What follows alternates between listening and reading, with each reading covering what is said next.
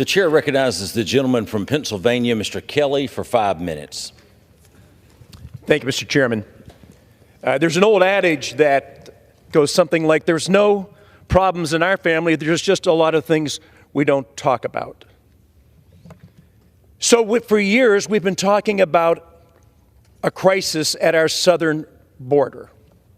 In 2016, candidate Trump talked about building a wall to protect American citizens from the surge that was taking place. He was laughed at.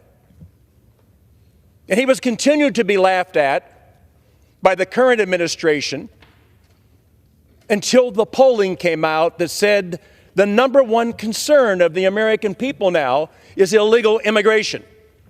And the fact that we are being overwhelmed at both our southern border and our northern border. Now, why do I bring that up? Well, the southern border is about 2,000 miles long.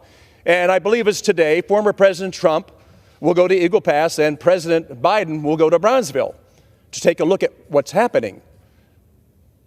The current administration is now acknowledging the fact that maybe there is a problem down there and maybe we should be taking a look at what's happening. Polls do cause people to react. Now, it is truly a tale of two presidents. 85%, and this is on the northern border, which is being totally ignored. This is 5,500 miles of border, the longest continuous border between two countries any place in the world. It is virtually unwatched.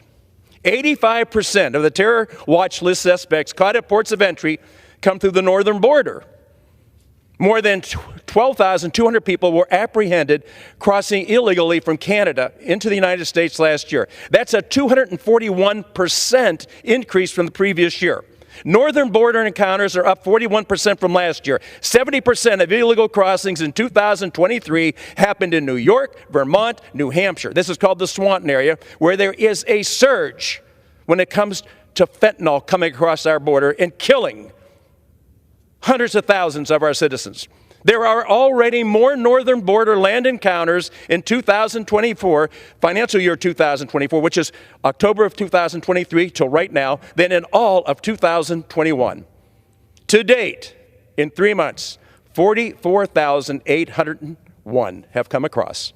Northern border encounters in December of 2023 and January of 2024, 31,150 of them are more than all of financial year 2021.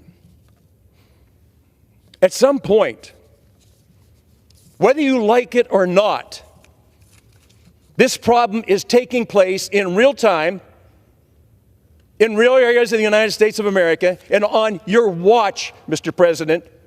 I am sick and tired of hearing Congress needs to address these problems when the executive office, and I would just mention to people, we are the lawmakers. The executive branch is the enforcement of the laws that are already passed and on the books. How can you totally ignore a situation and say the real problem is Republicans haven't stepped up to take responsibility for this? This administration, without anything else, can end catch and release. They end catch and release. They reinstate the Remain in Mexico policy, enter into the asylum cooperative agreements, end parole abuses, detained inadmissible aliens, use expedited removal, rein in taxpayer-funded benefits for all illegal aliens. That's right, Mr. and Mrs. Taxpayer, you were paying for all these people who were here illegally. They ought to send you a thank you note for putting your hard-working dollars into that and issue a proclamation of suspending or restrict entry. Look, as we watch what's happening in this country today, everything that you see happening right now, the concern that you see happening by our colleagues on the other side of the aisle is because the polls now indicate that the American people are awake and are aware of this administration's failure to enforce the laws of the land. It is that simple. It is the polling that is driving them to react. It is not the fact that it has been happening. That's incidental.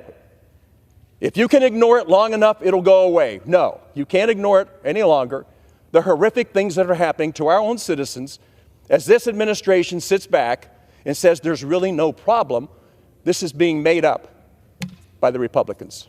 I would encourage our colleagues on the other side of the aisle to remember that our oath of office is to the citizens of the United States and not to a particular party or to a particular office holder. When we ignore our basic responsibilities, we have a huge problem in the United States of America. Mr. Speaker, I appreciate the time, but I would encourage all of my fellow Americans, please wake up. Forget about being woke. Wake up. Your country is being taken from you, and we're watching it.